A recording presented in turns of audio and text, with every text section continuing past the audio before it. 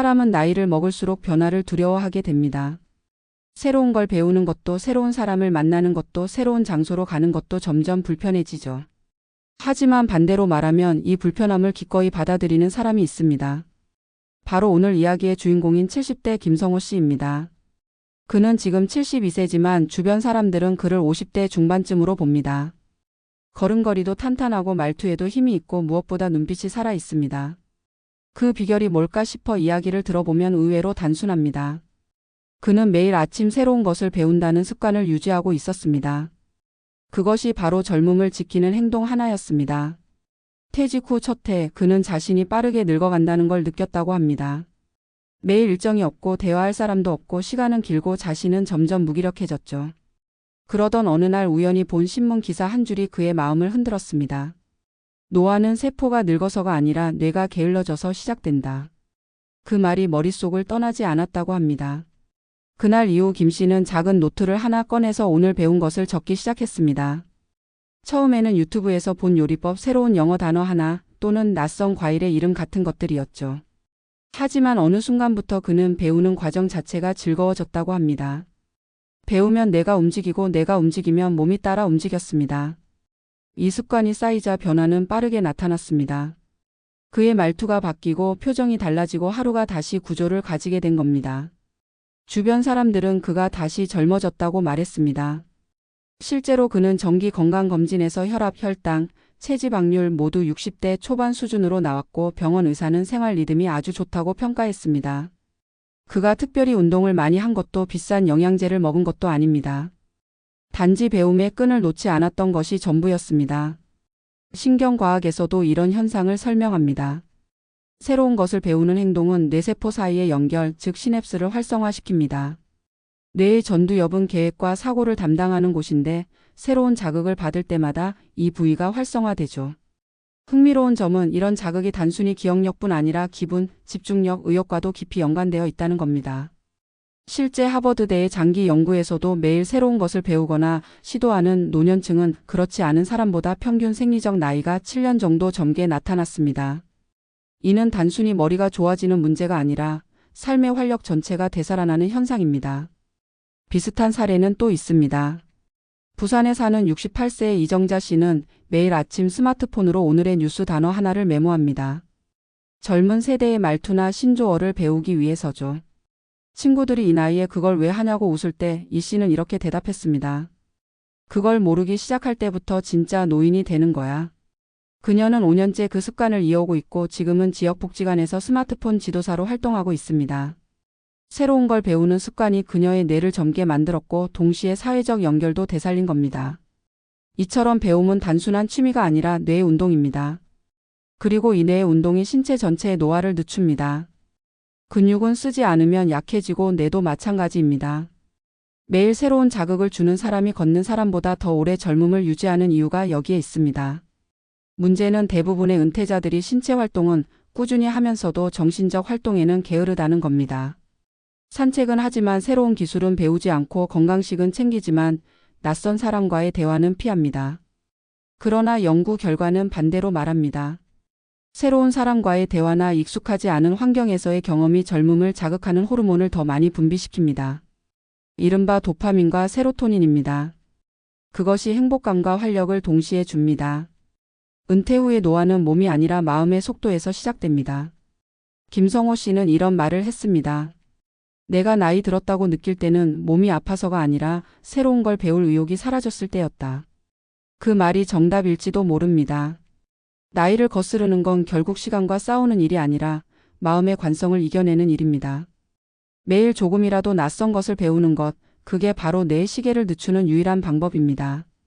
그래서 오늘 방송을 보시는 분들께 드리고 싶은 말씀은 단 하나입니다. 지금 이 순간 무언가 새로운 걸 배우기 시작하세요.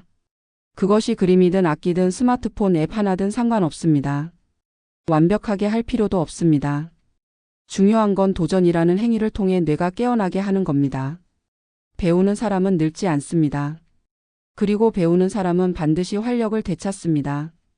김성호 씨가 70대의 몸으로 50대처럼 사는 이유, 그것은 특별한 유전이나 돈이 아니라 바로 배우는 습관 하나 덕분이었습니다. 우리가 진짜 두려워해야 할 것은 나이가 아니라 배움을 멈춘 자신입니다. 몸은 나이를 먹어도 뇌는 배움을 통해 언제든 다시 젊어질 수 있습니다. 그러니 내일 아침 새로운 책 한 페이지를 펴보세요. 새로운 길을 걸어보세요. 그리고 새로운 사람에게 먼저 인사해 보세요. 그 한 걸음이 여러분의 젊음을 다시 시작하게 할 것입니다. 결국 젊음이란 나이가 아니라 배우는 사람의 표정 속에 있다는 걸 잊지 마시길 바랍니다. 혹시 여러분은 요즘 이런 생각을 해본 적 있나요? 나는 왜 예전보다 더 빨리 피로해질까? 같이 나이 든 친구들 중엔 왜 어떤 사람은 여전히 젊게 느껴질까? 나이보다 젊게 사는 사람들을 보면 유전이 좋거나 경제적으로 여유가 있는 줄 알지만 사실 진짜 이유는 그리 거창하지 않습니다. 전문가들은 공통적으로 말합니다. 몸의 젊음은 뇌의 리듬에서 온다. 그리고 그 뇌의 리듬을 유지시키는 단 하나의 행동이 바로 배우는 것이라고 말합니다. 오늘은 실제로 70대의 나이에 50대처럼 활기차게 사는 사람들의 공통점을 통해 그 이유를 살펴보려 합니다. 서울 마포에 사는 72세 김성호 씨는 매일 아침 6시에 일어나 하루를 시작합니다. 그가 하루를 여는 첫 번째 일은 명상도 아니고 운동도 아닙니다. 바로 공부입니다. 영어 단어 한 개를 외우거나 온라인으로 그림 그리는 법을 배우는 것입니다. 퇴직 후 그는 급격히 활력을 잃어갔습니다.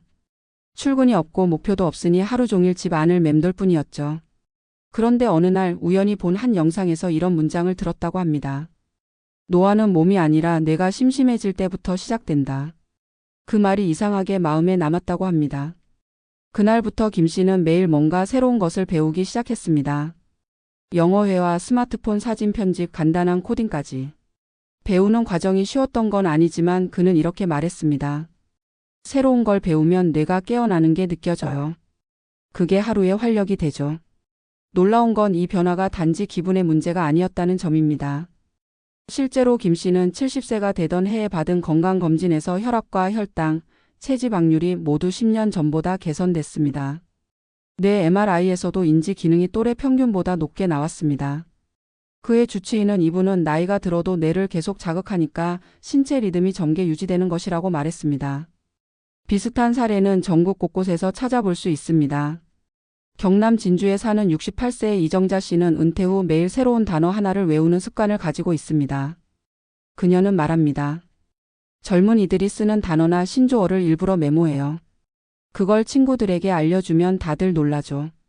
그 순간 내 뇌가 젊어지는 느낌이에요. 실제로 그녀는 5년째 그 습관을 이어오고 있고 최근에는 복지관에서 스마트폰 지도사로 활동하며 다른 어르신들에게 디지털 기기를 가르칩니다. 새로운 것을 배우던 그녀가 이제는 가르치는 사람이 된 것이죠. 이정자 씨는 말합니다. 처음엔 그냥 무료함을 달래려고 시작했어요. 그런데 배우다 보니 내가 다시 움직이는 느낌이 들고 기억력도 살아났어요. 무엇보다 내가 세상과 단절되지 않았다는 확신이 생겼어요. 전문가들은 이런 변화를 인지적 회복 탄력성이라고 부릅니다. 뇌는 자극을 받을수록 새로운 연결망을 만들어내고 이것이 노화를 늦추는 핵심입니다. 실제 하버드대 의학연구소의 보고서에 따르면 새로운 언어, 기술, 악기 등을 배우는 노년층은 그렇지 않은 노년층에 비해 인지 기능 저하 속도가 30% 이상 느립니다.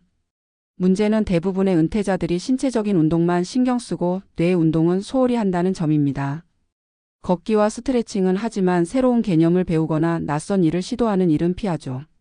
그러나 노화의 진짜 출발점은 신체적 노화보다 정신적 타성에 있습니다. 반복되는 하루 속에서 내가 더 이상 새로움에 반응하지 않게 되는 순간 젊음은 조용히 멈춥니다. 실제로 70대 중에서도 활력이 넘치는 사람들에게는 공통점이 있습니다. 매일 뇌를 자극하는 새로운 입력을 만든다는 것입니다. 어떤 이는 독서 모임을 통해 매주 다른 분야의 책을 읽고 어떤 이는 악기나 외국어를 배우며 손과 귀를 동시에 훈련합니다. 또 어떤 이는 낯선 길을 일부러 걸으며 매일 다른 사람과 인사를 나눕니다. 이런 작은 습관이 뇌의 시냅스를 자극하고 호르몬을 변화시켜 심리적 나이를 늦춥니다. 신경학 연구에서는 새로운 것을 배울 때 도파민이 분비된다고 말합니다. 도파민은 단순한 행복 호르몬이 아니라 뇌의 동기와 의욕을 불러일으키는 신경 전달 물질입니다. 즉 배우는 순간 뇌는 살아있다는 신호를 스스로에게 보내는 셈이죠. 반대로 아무런 자극이 없는 반복적 일상은 이 도파민 분비를 막고 무기력과 우울감을 촉진시킵니다. 그래서 배우는 사람은 기분이 좋고 배우지 않는 사람은 쉽게 피로합니다. 뇌가 움직이면 몸도 움직이는 이유가 여기에 있습니다. 은퇴 후 삶에서 중요한 건 돈보다 활력입니다. 돈이 있어도 의욕이 없으면 하루는 길고 무료합니다. 그러나 배움의 습관이 있으면 하루는 짧고 꽉 찹니다. 한 연구에서는 하루 15분의 학습이 10년의 젊음을 만든다고 표현하기도 했습니다. 이는 과장이 아닙니다. 뇌는 자극을 멈추면 기능이 떨어지지만 자극을 주면 나이와 상관없이 회복합니다. 그렇다면 우리도 실천할 수 있는 방법은 무엇일까요? 첫째, 매일 단 10분이라도 새로운 것을 배우는 시간을 정해두는 것입니다. 스마트폰 앱을 통해 외국어 단어 하나를 외우거나 낯선 지역의 역사 이야기를 듣는 것도 좋습니다. 둘째, 완벽하게 하려 하지 말고 모른다는 상태를 즐기는 것입니다. 배움은 결과가 아니라 과정에서 뇌를 젊게 만듭니다. 셋째, 가능하다면 배우는 내용을 다른 사람과 나누는 것입니다. 가르치는 과정은 뇌를 2배로 자극합니다. 마지막으로 가장 중요한 건 호기심을 잃지 않는 마음입니다. 나이는 숫자지만 호기심은 생명력입니다. 김성호 씨가 72세에도 여전히 새벽에 공부를 하고 이정자 씨가 68세의 젊은이들과 같은 속도로 스마트폰을 다루는 이유는 단 하나입니다. 그들의 뇌는 여전히 세상을 배우고 싶어 하기 때문입니다. 배우는 마음이 있는 한 인간의 뇌는 늙지 않습니다.